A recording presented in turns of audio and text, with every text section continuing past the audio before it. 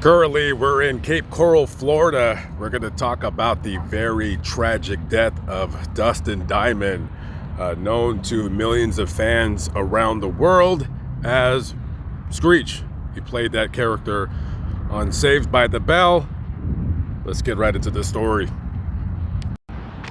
Saved by the Bell has a very unusual and weird history to its start. So originally it premiered on the Disney Channel back on November 30th of 1988. And it wasn't even called Saved by the Bell when it first started. It was called Good Morning Miss Bliss.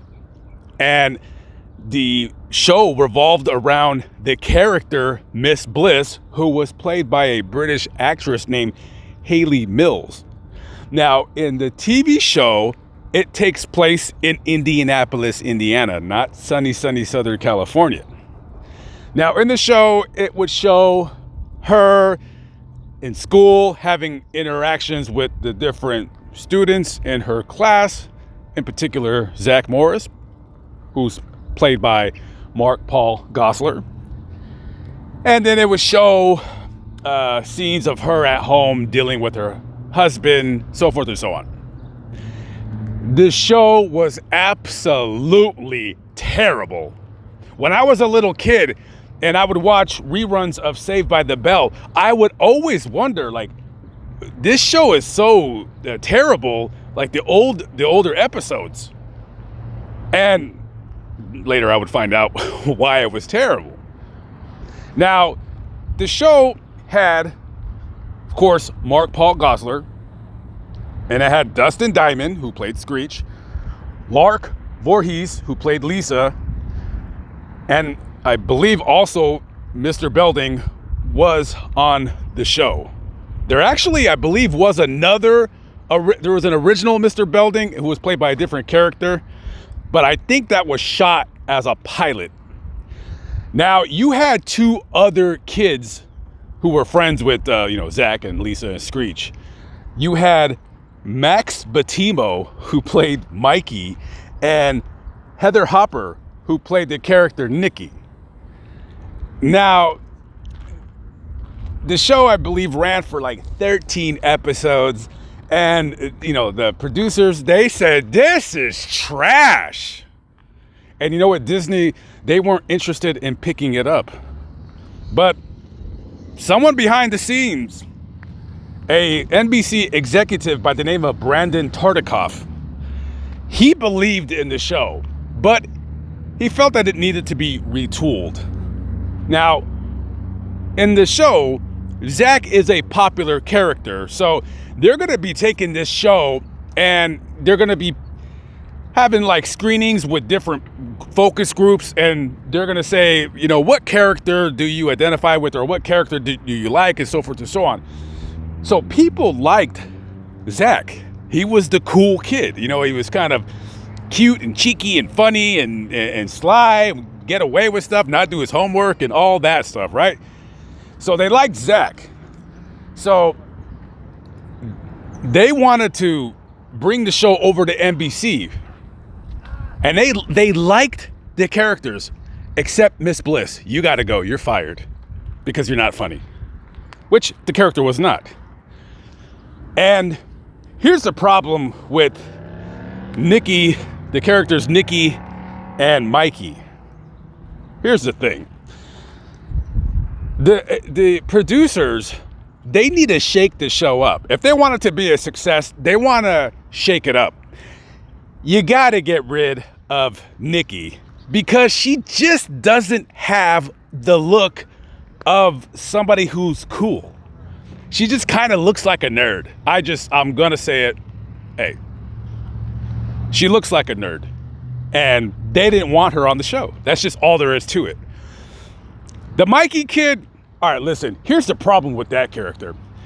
He was a nerd, right? We already have Screech. She's already the nerd. We don't need another nerd. Now, Mikey, like, that character, like, he kind of half worships Zach Morris. He looks up to him.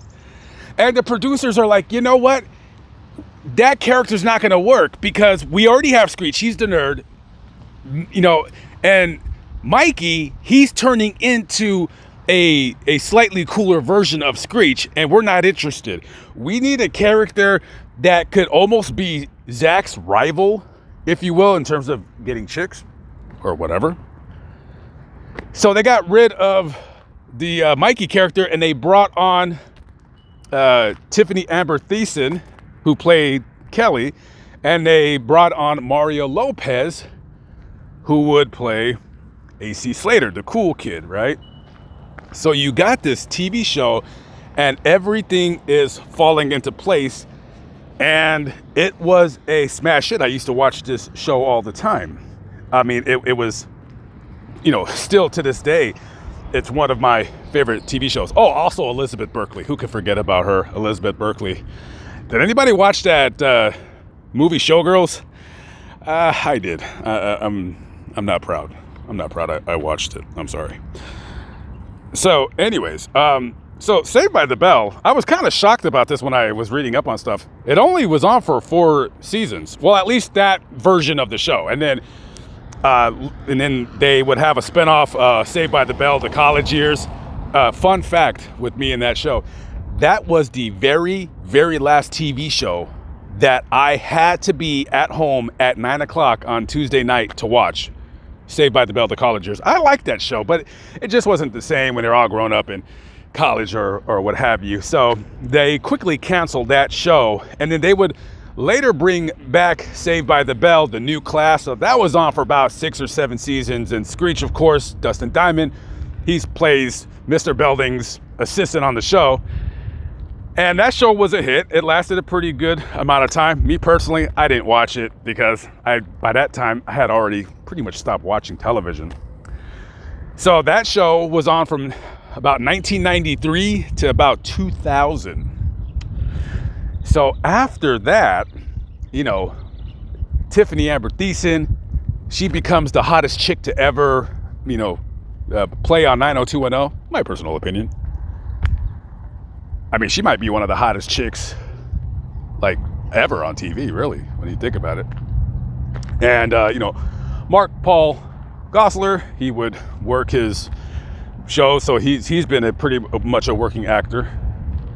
Elizabeth Berkley, well, Showgirls, yeah. And Lark Voorhees, poor girl. I always wondered, like, who was the cutest girl on Saved by the Bell? Was it Lisa Turtle or Kelly Kapowski? Leave a comment below. Tell me who you guys think is the cutest. If I had to choose, I would say Lisa, but Kelly is a very close second. But then when Kelly went to 90210, I mean, wow. I mean, I had a major crush on her. Anyways, let's get back on to the subject at hand, which is this television show. So after Screech is done working, he does, maybe he's not getting any roles in any movies. So he does a couple of those celebrity reality TV shows. Didn't he box? Yeah, he boxed Horseshack in celebrity boxing, which he was a lot bigger than Horseshack, so it wasn't really much of a fight. It looked like Screech didn't really want to hurt him too badly. I mean, this guy's, Horseshack was a little guy. Ron Palillo is his name. I don't want to keep calling him Horseshack like I seem to be calling Dustin Diamond Screech, but you know what I'm saying. So he did that. What was that? Celebrity Rehab? Something, or Celebrity Fit Club. One of those things. And I remember he got into this very heated shouting match with this black dude. I don't remember what his name was. I remember seeing that. I was like, wow, this guy really looks like he's super angry for some unknown reason. Or another. I don't know. But other than that, Dustin Diamond, later on he'd write a book. Didn't he do a porno too? I mean, yeah, the book. The book did not sit very well with his fellow castmates. It was definitely, in hindsight, not a good look on his part. Now, of course, that book not making him very popular with his fellow castmates. And also, Dustin Diamond had a little bit of, I guess, personal problems in his life that became public because he was such a well-known and iconic character. He was arrested up in Wisconsin in a town called Port Washington, which looks like, I guess it's about 45 minutes north of Milwaukee. He was arrested for having a knife at a bar during a fight, which I never really understood the charge. I don't know if the charge was for just possessing an illegal weapon or he actually stabbed somebody. The online articles aren't very clear in that. He might have just pulled a knife out on the guy and threatened him. I'm not really sure, but he ended up doing about 3 months in jail up there. And he ended up going back to jail for failing a random drug test while he was on probation. I think the problem with Dustin Diamond was that, a lot of actors, they suffer from this, and that's when they get typecast. And, Mark Paul Gosselaar, I believe that's his name, the guy that played Zach, and Mario Lopez, and of course Tiffany Amber Thiessen, they went on to have very successful careers. Now, you wouldn't call these people mega superstars, but they definitely are working people. But for having 6 or 7 main characters, if you include Mr. Belding, that's pretty good for a television program. And I think what Dustin Diamond's problem is that if you want to try to remain a working actor, when people see you, they're not gonna look at Dustin Diamond. They're gonna look at Screech, as the title of this video is. You've seen it and you clicked on it because we all know him as Screech. I want to say Dustin Diamond was on, not on the television show per se, but I think he had called into the Howard Stern show some time ago, and he was selling these t-shirts because his house, he was about to lose it. It was that house that he lived in Port Washington, Wisconsin. He had filed for bankruptcy in California back in 2001.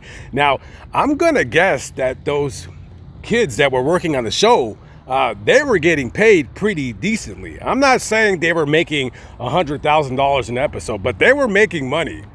And, I'm guessing that Dustin didn't invest his money wisely, or he basically just kind of lived off of it as he became an adult, because, he did, of course, work in some of those reboots of Saved by the Bell. Living a life where you're this super recognizable character and that people know and that people recognize in public. Yeah, you could get a job, but it's kind of, maybe it's unbecoming of him, or maybe he just doesn't want to go get a regular job at, a factory or whatever. I know he did stand-up comedy. I don't know if he was actually making any money with that or whatever, but he definitely did have his fair share of problems, both with the law and, of course, with money. So eventually he leaves Wisconsin and he ends up here in the Cape Coral, Fort Myers area. So back in January of 2021, at this time, he was 43 turning 44, and he had this lump on his neck that had been bothering him for a while.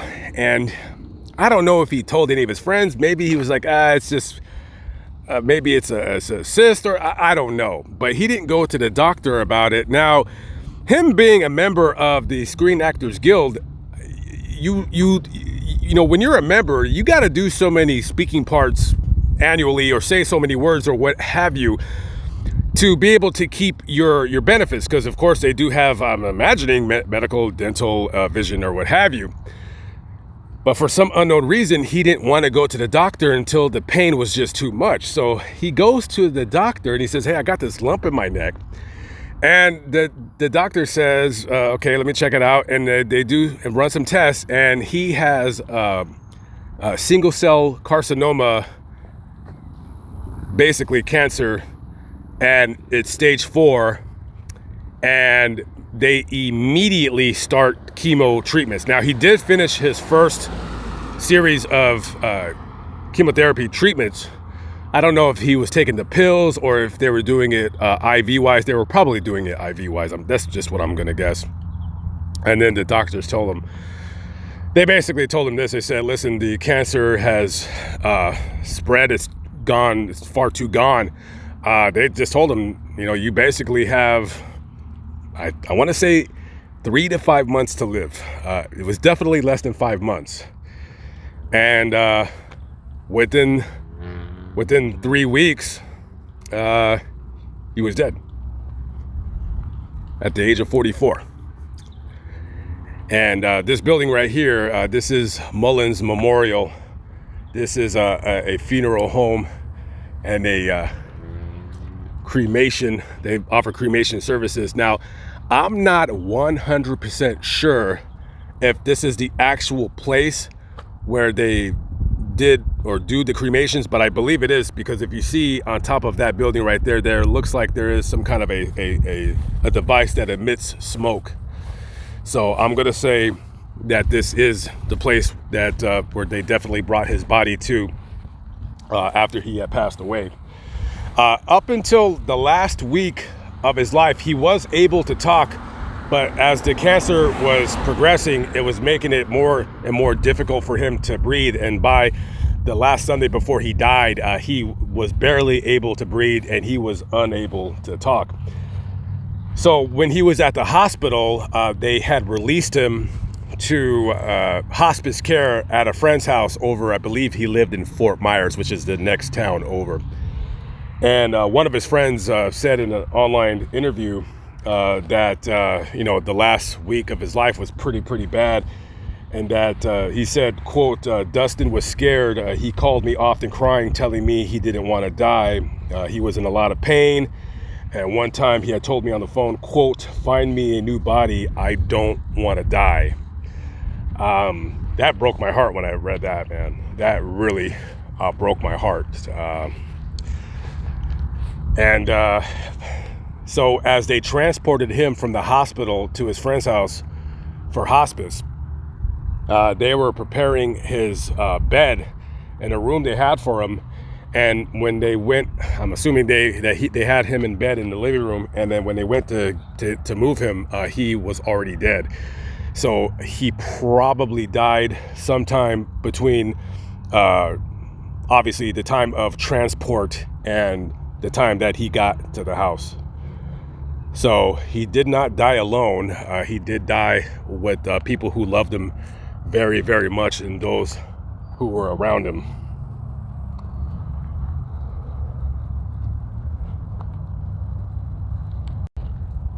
It was said that Screech did not want a classical burial.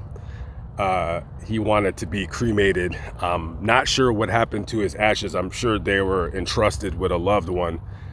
He said that he didn't want a grave because he thought that people were gonna come and vandalize it or whatever.